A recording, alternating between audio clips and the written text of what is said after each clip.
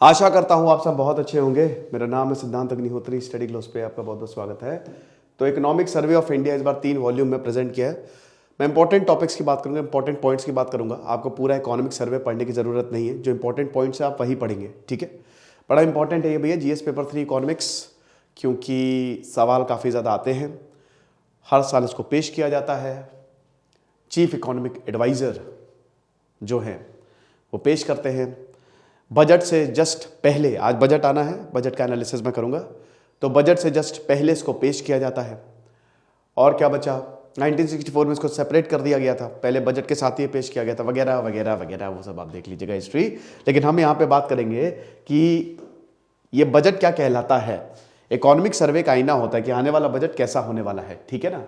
तो पहले आप देख लीजिए, ठीक है। इसमें सब कुछ डिटेल्ड होती है कि भैया कितनी ग्रो हुई, क्या क्या इंपॉर्टेंट मुद्दे हैं, इकोनॉमिक पर्सपेक्टिव से हमको क्या करना है, आगे का क्या अनुमान है, क्या क्या दिक्कतें रही, क्या क्या हमारी ताकतें हैं, हमने किन किन चीज़ों पे काम किया है। तो बहुत सारी चीज़, लगभग एवरीथिंग इकोनॉमी से रिलेटेड इसमें रहती है। तो चीफ इकोनॉमिक एडवाइजर जो है फाइनेंस मिनिस्ट्री, वो इसको प्रिपेयर करते हैं। अभी बजट सेशन चल रहा है, चलो मुझे कमेंट बॉक्स में बताओ 3 सेशंस के बारे में और कब कब चलते हैं वो, ठीक है। तो वही चीज़ अब इलेक्शन ईयर में, ठीक है, तो इंटरिम बजट मतलब वो थोड़ा सा पहले हो जाता है। Restrictions, it is not binding on the government to the table, याद रखिएगा।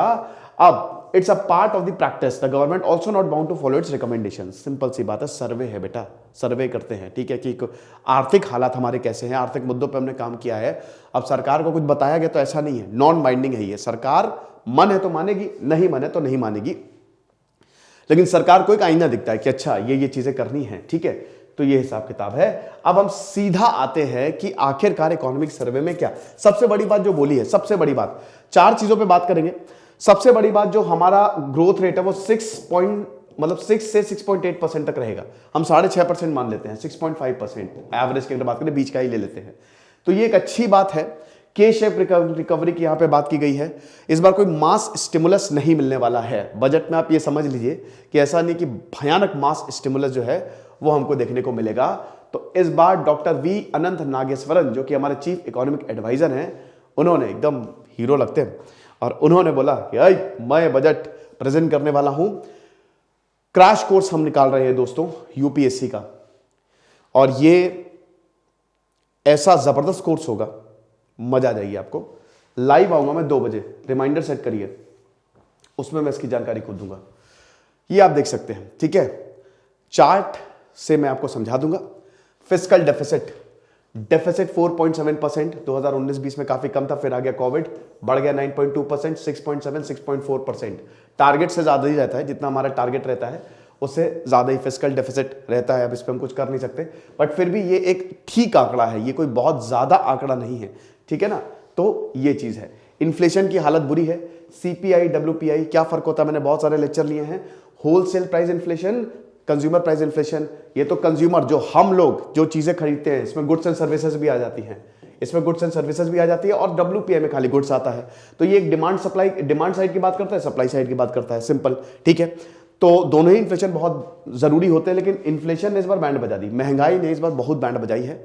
डिमांड ज्यादा थी, सप्लाई कम थी, तो इसीलिए महंगाई लगातार जो है वो बढ़ती गई। अभी दूध के दाम 2 रुपए बढ़ गए, क्या बताएं। तो ये आप देख सकते हो ना, डब्ल्यूपीआई तो 11.5%, 11.5% तक पहुंच गया था। देखिए, वैसे इन्फ्लेशन जो है 4+-2 होना चाहिए, ओवरऑल 7% से ऊपर पहुंच गया था, जो कि बहुत चिंताजनक बात थी। आरबीआई जो है वो इन्फ्लेशन को कंट्रोल करता है, रेट्स बढ़ा के, रेपो रेट बढ़ा के, घटा के, वो हम सबको पता है। अब क्योंकि वॉर था, कोविड था, पैसा बहुत ज्यादा था, तो आरबीआई ने पैसा खींचा, आरबीआई ने रेपो रेट बढ़ाए, बैंक ने इंटरेस्ट बढ़ाए, पैसा हटा मार्केट से, ठीक है, इन्फ्लेशन को कंट्रोल करने के लिए। अभी कंट्रोल में ही है, बट स्टिल ये 11.5% तक पहुंच गया था, और बहुत ज्यादा, ये बड़ी चिंताजनक बात थी। फॉरेन एक्सचेंज रिजर्व में डिप आया, हम सबको पता है, $70 बिलियन बाहर निकले हैं यहां से। अडानी की वेल्थ आप देख ही सकते हो, 30% इरोड हो गई है, बट स्टिल हम एक बहुत अच्छी पोजीशन पे हैं। जिस भी देश का फॉरेन एक्सचेंज रिजर्व्स नहीं है वो खत्म। पाकिस्तान खत्म, $3.5 बिलियन के करीब इसका फॉरेन रिजर्व बचा है। हम देख लीजिए, हम यहाँ पे खड़े, $563 बिलियन, रेमिटेंसेस अच्छे खासे आते हैं, ठीक है, ये बहुत बढ़िया बात है। जीडीपी ग्रोथ 6.6% माइनस में ये थी, ठीक है, याद रखिएगा ईयर ऑन ईयर कंपैरिजन होता है। 8.7% 7, और हम यहां पे खड़े हैं, ये बहुत अच्छी बात है। क्योंकि अगर आप अमेरिका की देखो तो 1.6%, चाइना के देखो तो 3.2%, ये दो सबसे बड़ी इकॉनमी, और रशिया की तो बात ही छोड़ दीजिए, लेकिन हम यहां पे खड़े हैं 6 से 6.8%, और आईएमएफ ने भी अभी ग्रोथ रेट रिवाइज किया ना, तो वो भी इसी रेंज में ही था। तो ये हमारे लिए एक अच्छी बात है, यानी कि हमारी इकॉनमी, भाई रिसेशन आया ही नहीं। आईएमएफ ने यही बोला है कि रिसेशन से मतलब दुनिया बच सकती है रिसेशन से। अभी ये नहीं कह सकते कि पूरी तरीके से, मैंने भी लेक्चर लिया था ना परसों ही कि क्या दुनिया रिसेशन से बाहर आ गई, उस पर देखिएगा, लिंक मैं कमेंट बॉक्स में आपको दे दे रहा हूं।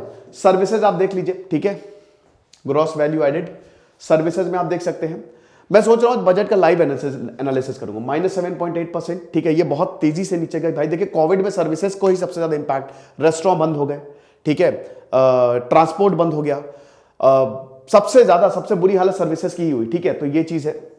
लेकिन अभी ये 9.1% सबसे तेजी से सर्विस सेक्टर ही हमारा ग्रो कर रहा है, ठीक है। अब सर्विस सेक्टर इकोनॉमी 3 में डिवाइड ही है। एग्रीकल्चर आप देख लीजिए, एग्रीकल्चर स्टैटिक रहता है, अपुन को मैं झुकेगा नहीं साला, अपुन को कोई फर्क ही नहीं पड़ता। तो एग्रीकल्चर वैसे 2019 में 5.5 था, बट अभी वो स्टैटिक ही, वो उतना ही रहता है, 3.5% के करीब है, ठीक है। इंडस्ट्रियल ग्रोथ जो है वो बहुत तेजी से डिप हुई है। 18-19 में तो वैसे ही नेगेटिव में था, 21 में तेजी बहुत, क्योंकि इंफ्रास्ट्रक्चर जो भी रुके थे बहुत तेजी आई, 10 पॉइंट, और अभी 4.1%, ठीक है। तो ये आपके सामने एक स्नैपशॉट है, इकोनॉमिक सर्वे क्या कहता है। फिर आप देख सकते हैं इंडस्ट्रियल ग्रोथ की अगर बात करते हैं तो वही चीज है कि 4.1%, जिसमें हमारी कोर इंडस्ट्री भी ग्रो हो रही है। अब देखिए यहां किसी भी चीज का पॉजिटिव में रहना बहुत ज्यादा जरूरी है ना।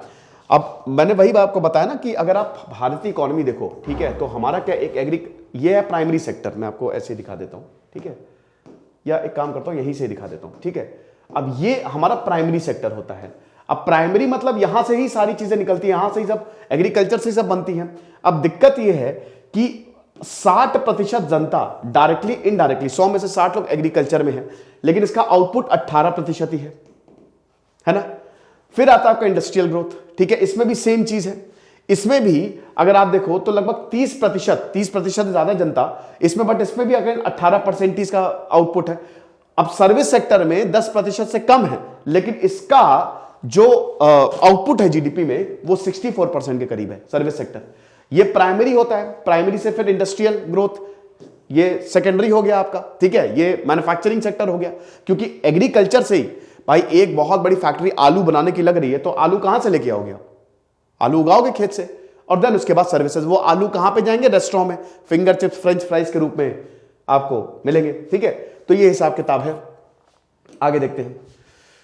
फिर ये इन्फ्लेशन की अगर बात करते हैं तो इन्फ्लेशन से पूरी दुनिया ही जूझ रही है, तो भैया हम ही कौन से, तो ये 11.5% तक होल सेल जो है इन्फ्लेशन जो पहुंच गया था, ठीक है। अब ये अच्छी बात नहीं है, क्योंकि अगर WPI बढ़ेगा, क्योंकि इसमें खाली गुड्स आते हैं, इसमें गुड्स ही आएंगे डेफिनेटली, ठीक है। खाली चीफ स्टैटिस्टिकल ऑफिसर जो है CSO ये निकालता है। डिफरेंसेस की मैंने बात की, CPI WPI में क्या होता है आप देख लीजिएगा उसको, ठीक है। तो 11.5% तक, जो कि बहुत ही ज्यादा है। इसीलिए हर महंगाई बढ़ेगी, महंगाई पेट्रोल से सीधा रिलेटेड है, पेट्रोल बढ़ेगा तो महंगाई ऑटोमेटिकली बढ़ेगी। अब पेट्रोल के दाम भैया, रशिया वॉर में है, रशिया यूक्रेन, दो दुनिया के सबसे बड़े 3 सप्लायर, स्पेशली तेल और आपके बाकी फर्टिलाइजर हो गया, वीट हो गया, ठीक है। तो यूक्रेन है, रशिया है, बेलारूस है, तीनों ही वॉर में है, तो इसीलिए दाम बढ़ने ही बढ़ने हैं, ठीक है। अभी चीजें कंट्रोल में है, तो ये भी इकोनॉमिक सर्वे में बताया गया है। फिर आप देख लीजिए कि कहां से हम खूब पैसा मंगाते हैं, सबसे ज्यादा रेमिटेंसेस कहां से आता है। रेमिटेंसेस मतलब क्या, जैसे मैं गया अमेरिका में और अमेरिका से पैसे भारत में भेज रहा हूं, ठीक है, तो रेमिटेंस हो गया, बाहर से जो पैसा आ रहा है, ठीक है। तो ये देख सकते हैं आप, मैक्सिको सबसे ज्यादा जो है रेमिटेंसेज जो है वो हमारे सबसे $100 बिलियन तक आया है हमारे पास। तो मैंने रेमिटेंसेज में हम नंबर 1 है, फिर मैक्सिको है, फिर चाइना है, फिर फिलीपींस है, और इसीलिए हमारा फॉरेक्स ये बहुत बड़ा रोल प्ले करता है, रेमिटेंस काफी ज्यादा बड़ा है। अच्छा, वियतनाम भी है, ये मैं बता रहा हूं ना कि कोविड में हमने बहुत बड़ी अपॉर्चुनिटी खो दी। वियतनाम आप देख लीजिए, साउथ ईस्ट एशियन कंट्री ने बाजी मार ली, वियतनाम कंबोडिया जैसे छोटे देशों ने बाजी मार ली। हम उस अपॉर्चुनिटी को ग्रैब कर सकते थे, बट कहीं ना कहीं हम चूक गए। फार्मा में हमने बाजी मारी, फार्मास्यूटिकल में, है ना। सर्विस सेक्टर तो बेस्ट, ऑलवेज हमेशा से ही बेस्ट रहता है। तो आप देख सकते हैं ग्रॉस वैल्यू एडेड 6.3%। 2020 में सबसे ज्यादा धक्का सर्विस सेक्टर को ही पहुंचा था, तो माइनस में ही जाएगा कोविड-19 की वजह से, और अभी ये 9.1% पे खड़ा है, और ये 10% से ऊपर आराम से निकलेगा, या उससे ज्यादा भी हो सकता है। सर्विस सेक्टर के इर्द गिर्द तो आजकल सारे स्टार्टअप चल रहे हैं। शार्क टैंक में सब सर्विस सेक्टर से रिलेटेड आता है। आपने कभी गौर किया इस चीज को? एग्रीकल्चर में अगेन वो हमेशा से कांस्टेंट रहता, तो 3.5% पे ये एग्रीकल्चर सेक्टर जो है वो खड़ा हुआ है। फिस्कल डेफिसिट की अगर बात करें तो अगेन यहाँ पे 6.4% जो टारगेट है, ठीक है, उतना तो नहीं। एक और चीज, डिसइन्वेस्टमेंट पे भी इस बजट पे रहेगा, ठीक है, काफी ज्यादा आप देखिएगा इस बजट पे डिसइन्वेस्टमेंट पे ध्यान रहेगा। डिसइन्वेस्टमेंट उतना हुआ ही नहीं जितना, तो आप होगा इस बार डिसइन्वेस्टमेंट पे आएगा ये बजट में, ठीक है। बाकी आप देख सकते हैं सर्विसेज सोर्सेज ऑफ स्ट्रेंथ, ये भी एक चैप्टर में है, ये वॉल्यूम 1 की बात हो रही है, वॉल्यूम 2 वॉल्यूम बल्कि होता है इकोनॉमिक सर्वे। तो इसमें सबसे पहले तो सर्विस सेक्टर में तगड़ी ग्रोथ देखने को मिलेगी, ठीक है।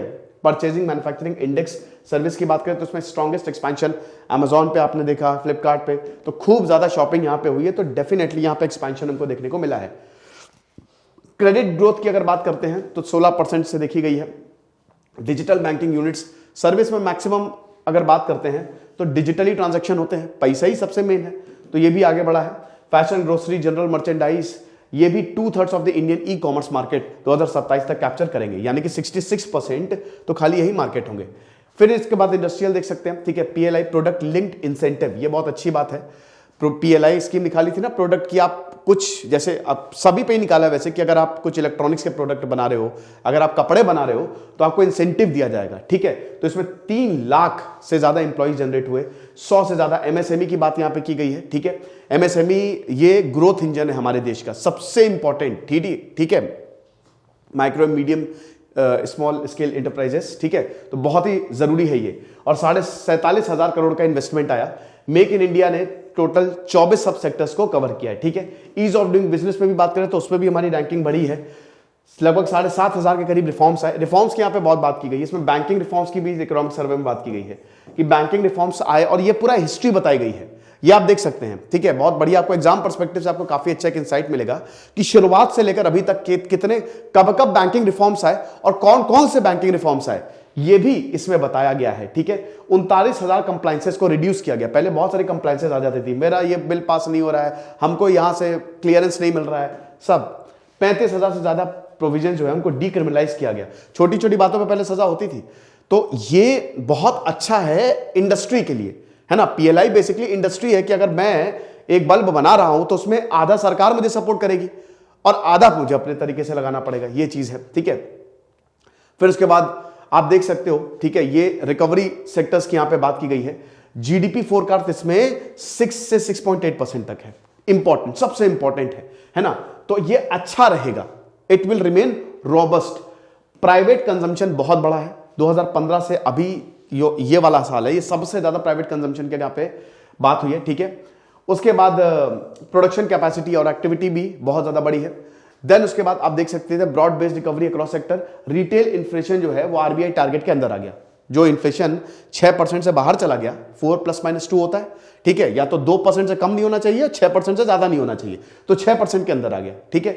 अब उसके बाद अगेन प्राइवेट केपेक्स में भी बहुत तेजी से यहां पे हमको मतलब वृद्धि देखने को मिली है। इंडियन रुपी, अब देखिए इंडियन रुपी परफॉर्म बेटर, मैं इससे बहुत एग्री नहीं करता। 81 रुपए पे भी रुपया खड़ा है, 10.3%, वर्स्ट परफॉर्मिंग करेंसी थी इंडियन रुपी। सबसे ज्यादा गिरावट जो है वो -10.3% इंडियन रुपी में डॉलर के मुकाबले देखी गई, और इसका खामियाजा हमको भुगतना पड़ा। लेकिन यहां पे ये बताया कि इंडियन रुपी ने अच्छा परफॉर्म किया अगर बाकी करेंसी से आप कंपेयर करो, ठीक है। डायरेक्ट टैक्स कलेक्शन, देखो भाई, डायरेक्ट और इनडायरेक्ट, है ना, जीएसटी ने तो कमाल कर दिया भाई जितनी जीएसटी की बुराई हो रही थी उतना हुआ नहीं। जीएसटी हर वक्त हर महीने सरकार को तगड़े पैसे देता है। 10 तारीख तक आपको जीएसटी भरना है, 20 के बाद भरोगे तो आपका वो पेनाल्टी लग जाएगी, ठीक है। तो ये चीज है। फिस्कल डेवलपमेंट आप देख सकते हैं, government is on track, fiscal deficit target आराम से वो अचीव कर लेगी। सस्टेन रेवेन्यू बायोंसी, ये रेवेन्यू जो है ये देखिए, रेवेन्यू जो हमारी सरकार कहां से पैसा कमा रही है, एक डायरेक्ट टैक्स है और एक इनडायरेक्ट टैक्स है, ठीक है। अब अगर हम डायरेक्ट टैक्सेस की बात करें तो इनकम टैक्स सबसे इंपॉर्टेंट एग्जांपल, और इनडायरेक्ट में तो जीएसटी आ गया, ठीक है। तो अभी डायरेक्ट टैक्स भाई, लोग जो आईटीआर भर रहे हैं इसमें वृद्धि आई है ना। हर साल 10 से 20 लाख ज्यादा लोग आईटीआर भरते हैं, मतलब वृद्धि आती जा रही है, तो यहां से रेवेन्यू अच्छा खासा कलेक्ट हो रहा है, और जीएसटी तो कमाल ही कर दिया है। तो सस्टेन्ड रेवेन्यू हमको देखने को मिला है, पिछले 2 सालों में रेवेन्यू में अच्छी खासी बढ़ोतरी है, स्पेशली टैक्स रेवेन्यू की बात करें। अब देखना पड़ेगा कि इस बजट में टैक्स कुछ कम होता है नहीं होता है, वो चलिए हम जब डिस्कस करेंगे तो आपको बताएंगे, है ना। जीएसटी कलेक्शन अगेन जो मैंने आपको बताया, गवर्नमेंट कैपिटल एक्सपेंडिचर ये काफी ज्यादा राइज है, यही तो फिस्कल डेफिसिट होता है, ठीक है। रेवेन्यू माइनस रिसीप्ट मतलब एक्सपेंडिचर, ठीक है, सरकार कितना खर्च कर रही है और सरकार के पास कितना आ रहा है, उसी का डिफरेंस ले लीजिए। अगर सरकार ज्यादा खर्च कर रही है, आ कम रहा है, तो डेफिसिट हो जाएगा, और हम डेफिसिट में ही रहते हैं। सरकार कम खर्च कर मतलब ज्यादा खर्च कर रही है और आ भी ज्यादा रहा है, मतलब उससे ज्यादा आ रहा है, तो फिर आप सरप्लस में रहेंगे, ठीक है। तो ये तो डेफिनेटली अगर गवर्नमेंट कैपिटल एक्सपेंडिचर राइज पे है तो अच्छी बात हमारी इकोनॉमी के लिए ये है कि प्रोजेक्ट्स नए नए बनेंगे, इंफ्रास्ट्रक्चर बनेगा, बढ़ेगा, अच्छा है। Modest growth rate, debt to GDP ratio है वो भी कम हो रहा है। डेट मतलब आपकी जीडीपी के मुकाबले डेट कितना है, आप इसको ऐसे समझ सकते हैं जैसे आपकी कमाई, आपके पूरे परिवार की कमाई 1000 रुपए है ना, नहीं 1000 नहीं 20,000 रुपए है, तो आपका उसके मुकाबले कर्ज कितना है, ठीक है, तो वही डेट टू जीडीपी रेशियो हो गया, तो वो भी कम ही हो रहा है। पॉजिटिव ग्रोथ इंटरेस्ट रेट हमको देखने को मिल रहा है, तो ये चीज जो डेट है सरकार की वो चेक में रखती है, मतलब सस्टेनेबल रखती है ना। मॉनेटरी मैनेजमेंट और फाइनेंशियल इंटरमीडिएट ये देख सकते हैं। आरबीआई ने अपने पॉलिसी रेट्स बढ़ाए, रेपो रेट बढ़ाना, खैर वो इन्फ्लेशन को कम करने के लिए ही। मॉनेटरी पॉलिसी ट्रांसमिशन की बात करें तो अगेन रेपो रेट हाइक्स, और हो सकता है माइट बी पॉसिबल कि शायद आगे और बढ़े, क्योंकि महंगाई इन्फ्लेशन का जो फोरकास्ट है वो अच्छा नहीं है। उसमें यह है कि अगर यूक्रेन रशिया वॉर नहीं रुका, क्योंकि अब वो शायद पीक पे जा रहा है, और ये भी पता नहीं इन्फ्लेशन की अब पीक आ गई, अब इन्फ्लेशन वहां से सीधे नीचे ही जाएगा, ठीक है, तो माइट बी ये शायद और बढ़े।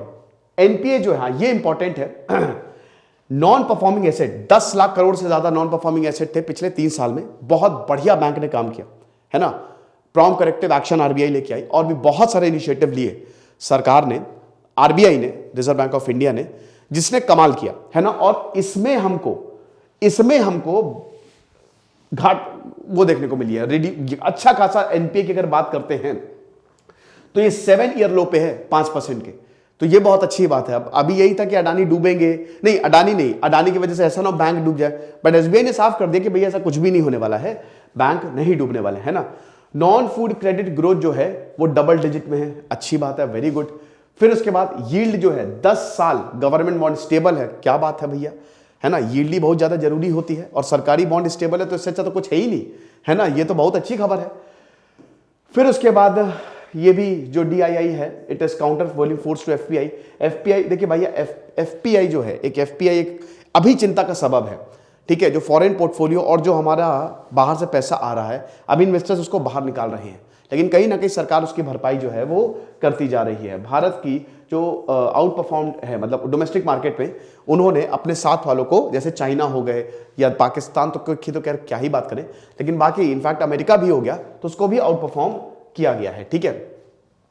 क्लाइमेट चेंज की अगर बात करते हैं तो भारत ने अपना एनडीसी टारगेट जो है ना, 40% of the installed electric capacity non fossil sources से पहले ही अचीव कर लिया है, बहुत अच्छी बात है।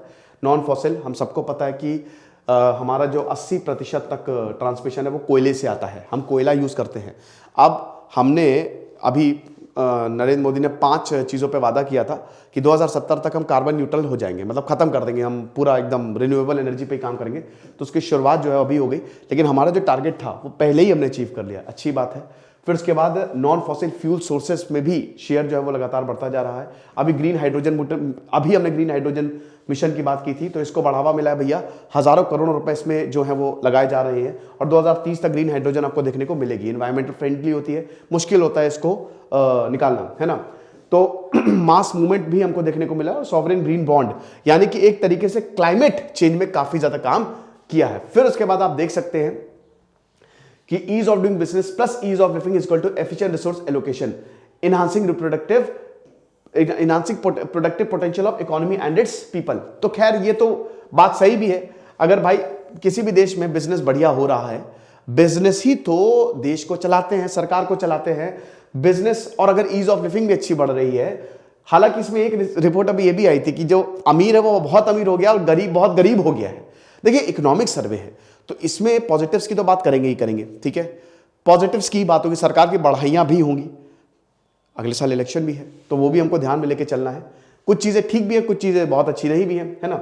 अब ग्रोथ मैग्नेट्स, आगे आने वाले समय में किन किन चीजों पर ग्रोथ होती है, healthy and recapitalised banking and corporate sector, definitely ये बढ़ेगा अगले 10 सालों में। ये जो बैंकिंग और कॉर्पोरेट सेक्टर है इसमें और ज्यादा वृद्धि आएगी, क्योंकि डिजिटल ट्रांजैक्शन बढ़ता जा रहा है, लोग बैंक का पहले से ज्यादा पहले के मुकाबले ज्यादा प्रयोग कर रहे हैं। फाइनेंशियल इंक्लूजन पे भी यहां पे बात की गई है। बैंक जो है, क्योंकि सर्विसेज बढ़ती जा रही है और अब गांव में भी इंटरनेट पहुंच रहा है, वहां के लोग भी बैंक सर्विसेज ले रहे हैं, तो अब ये पेनिट्रेशन बढ़ता जा रहा है। तो ये वाला, इसमें आपको नजर बढ़ानी है। इसमें जिसने क्रैक कर लिया कोड वो अरबपति। Digital technology based economic reforms हो ही रहे हैं। देन उसके बाद dissipation in one of shocks of the economy, ये सारी चीजें। बाकी सोशल इंफ्रास्ट्रक्चर और एम्प्लॉयमेंट की हम बात करते हैं। इनहांस गवर्नमेंट एक्सपेंडिचर, ठीक है। फिर उसके बाद 14,500 स्कूल्स जो है 2023 से लेकर 2027 तक खोले जाएंगे। सरकार जो है वो पैसा लगाएगी, बहुत ज्यादा पैसा लगाएगी इंफ्रास्ट्रक्चर पे। आईआईटी, आईआईएम और ट्रिपल आईटीज ज्यादा बढ़ाए जाएंगे, खोले भी जा रहे हैं। हर साल नए आईआईटीज और आईआईएम्स हमको देखने को मिलते हैं। अर्बन एम्प्लॉयमेंट जो है वो प्री पैंडेमिक लेवल, इस पे भी मैं बहुत ज्यादा एग्री नहीं करूंगा, बट फिर भी अनएम्प्लॉयमेंट जो है वो डिक्रीज हो रहा है। बट जो शहरी रोजगार है, पैंडेमिक था उससे पहले जो हालात थे वहां पे ये जाता हुआ हमको दिख रहा है, ठीक है। और जो ईपीएफओ नेट पेरोल है वो भी it's also on the rise, ठीक है। फिर उसके बाद इनहांस, अच्छा ये तो ठीक है 22 करोड़। अच्छा इसमें ये भी दिखाया कि सरकार ने किया क्या है, ठीक है। सरकार ने इतने समय 2014 के बाद से कौन कौन सी बैंकिंग में, जैसे जनधन हो गया, आधार ट्रिनिटी हो गया, उनको कैसे इंप्लीमेंट किया, ये भी इकोनॉमिक सर्वे में बताया है। तो 22 करोड़ जो है वो यहां पे जनधन योजना बेनिफिशियरीज हमको देखने को मिले। Health sector grants local bodies को दिए गए कि जा बेटा जाओ लोकल बॉडीज, खूब खोलो, खूब खुश रहो, खूब हेल्थ सेंटर खोलो, हम हैं तुम्हारे साथ। और उसके बाद फिर टेली मेंटल हेल्थ प्रोग्राम भी चलाया गया, कोविड-19 वैक्सीनेशन प्रोग्राम भी चलाया गया। तो ये सारी जो है वो चीजें चलाई गई और जो सारी चीजें होंगी। तो ये लेक्चर था। बाकी हम बजट की बात करेंगे। अब बजट जैसे ही आता है मैं आपको बताऊंगा उसमें क्या क्या इंपॉर्टेंट रहेगा। दिस इज सिद्धांत अग्निहोत्री साइनिंग ऑफ।